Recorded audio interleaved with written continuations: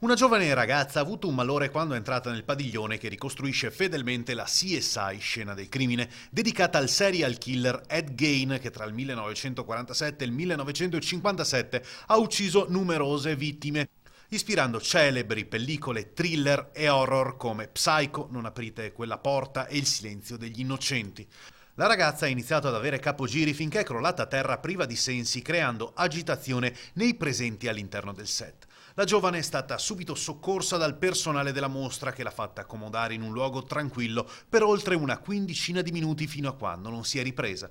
La mostra sui serial killer di Jesolo continua a suscitare emozioni forti nei visitatori. In 3 giorni 8 persone si sono sentite male. Tra i padiglioni emotivamente coinvolgenti, quello sul più famoso di tutti i serial killer, Jack lo Squartatore. Chi è il killer più famoso al mondo, quello più conosciuto, quello più temuto e quello mai visto e che non ancora è rimasto impunito? È lui, Jack lo Squartatore. In questa zona abbiamo ricreato tutta quanta la storia di Jack lo Squartatore in una Londra degli anni antichi.